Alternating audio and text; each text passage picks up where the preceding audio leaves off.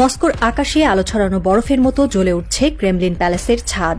রাশিয়ার president Vladimir Putin বসে আছেন ওভাল ডেস্কে। সামনে ছড়িয়ে থাকা একগুচ্ছ নথি, ইরানের বুশেহর পারমাণবিক প্রকল্প, সিরিয়ায় রুশ ঘাঁটি, আর তার ঠিক পাশেই এক গোপন ম্যাপ। সেই ম্যাপে লাল কালি দিয়ে আঁকা হয়েছে মধ্যপ্রাচ্যের এক উত্তপ্ত রেখা। তেহরান থেকে গাজা, বাগদাদ থেকে দামেস্ক, আর সবশেষে হাইফা। হঠাৎ করে উঠে দাঁড়ান পুতিন, জানালার দিকে তাকিয়ে বলেন, তারা কি ভেবেছে রাশিয়া পশ্চাৎপটে থাকবে? সময় ফুরিয়ে আসছে। তার ঠোঁটের কোণে এক অদ্ভুত ঠান্ডা হাসি। পররাষ্ট্র মন্ত্রণালয়ের ফোনে একটি নির্দিষ্ট সংকেত পাঠানো হয়, নামমাত্র একটি অর্ডার। এই সংকেত পেলে বদলে যাবে ভূ রাজনীতির মানচিত্র। পুতিন যা বলছেন তা শুধু শব্দ নয়, তা এক যুদ্ধ ঘোষণা। রাশিয়া শুধু ইরানের পক্ষে অবস্থান নেয়নি, বরং তারা একযোগে দুটি নতুন পারমাণবিক রিয়েক্টরের কাজ শুরু করেছে বুশেহরে। এবং এই সিদ্ধান্ত নিয়েছে এমন এক সময়ে যখন তেল আবিব ও ওয়াশিংটনের গোয়েন্দা বিভাগগুলি ধারণা করছে ইরান হয়তো পারমাণবিক অস্ত্র তৈরির পথে হেঁটে যাচ্ছে। কিন্তু পুতিন বলেন, আমরা ও আইএই এর কাছে কোনো প্রমাণ নেই যে ইরান পারমাণবিক অস্ত্র চায়।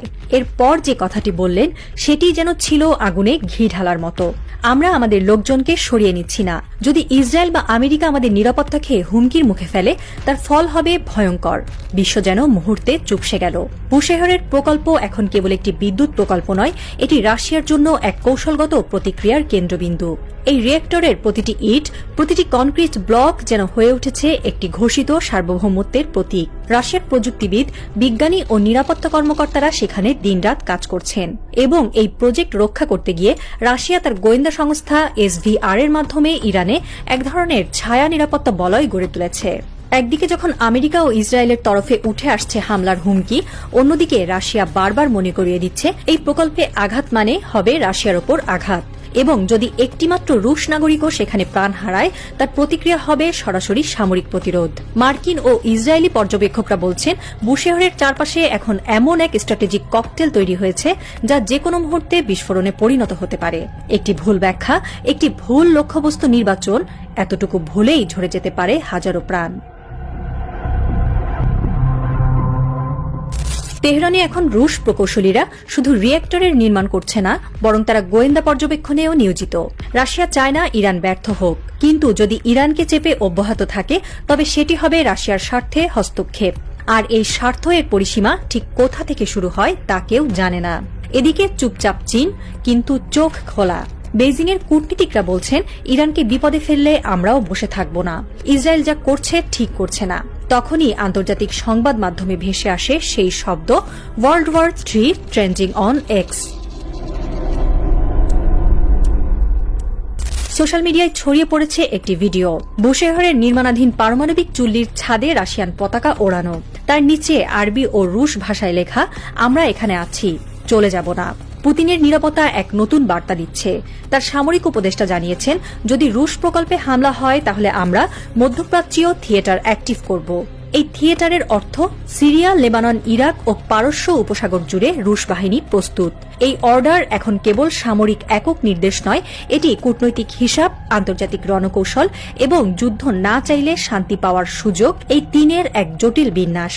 তবে হিসাবের ঘরে ফাঁক রয়ে গেছে। পুতিনকে চাপে ফেলতে আমেরিকা এখনও ইউক্রেনকে অস্ত্র দিচ্ছে, আর তেল আবিব কৌশলগতভাবে তেহরানে আগুন বাড়াচ্ছে।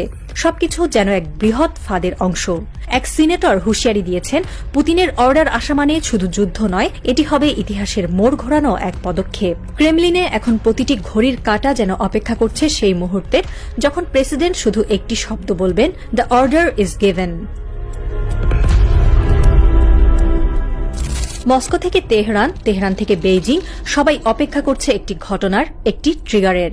আর সেই ট্রিগার হতে পারে একটি ইসরায়েলি জেট যদি ভুল করে বুশেহরে গুলি ছোড়ে, কিংবা মার্কিন ড্রোন যদি রুশ স্থাপনায় ঢুকে পড়ে। বাণিজ্য বহির্ভূত অগ্রযাত্রা, তথ্যযুদ্ধ, সাইবার হামলা, সব চলছে ছায়ার নিচে। কিন্তু এখন আর কেউ সেই ছায়ার মধ্যে লুকাতে পারছে না। সব বড় শক্তিগুলোর চোখ এখন এক বিন্দুতে স্থির, তেহরান। এই মুহূর্তে একটি নাম বারবার উচ্চারিত হচ্ছে বৈশ্বিক গোয়েন্দা রিপোর্টে, আয়াতুল্লাহ আলী খামেনি। তিনি শুধু ইরানের সর্বোচ্চ নেতা নন, তিনি এই যুদ্ধ শান্তির মোড় ঘোরানোর একমাত্র ব্যক্তি। তেহরানের এক অন্ধকার বাংকারে বসে শোনা যাচ্ছে তিনি গভীর চিন্তায় মগ্ন। পাশে রাখা ইমাম হোসাইনের পতাকা, আর সামনে পবিত্র কোরআন। তার ঠোঁট নড়ে, লা ইলাহা ইল্লাল্লাহ। এই মানুষটি জানেন তার হাতে অনেক কার্ড। তিনি জানেন এক নির্দেশেই ইসরায়েলি সামরিক ঘাঁটিতে ধ্বংস নেমে আসতে পারে। তিনি জানেন মুসলিম বিশ্বের নাগরিকেরা সবাই তাকে তাদের নেতা বলে মানে।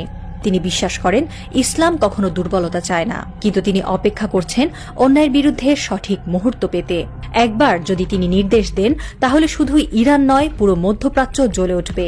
এই আল্লাহ ভীরু মানুষটি জানেন এই সিদ্ধান্ত শুধু ইরানের নয়, পুরো উম্মার, এমনকি বিশ্বের ভবিষ্যৎ নির্ধারণ করবে। আর তাই তিনি প্রতিটি পদক্ষেপ নিচ্ছেন সূরা আনফালের আয়াত মনে রেখে। তোমরা যদি ধৈর্য ধরো ও তাকওয়া অবলম্বন করো, শত্রুর ফাঁদ তোমাদের কোনো ক্ষতি করতে পারবে না।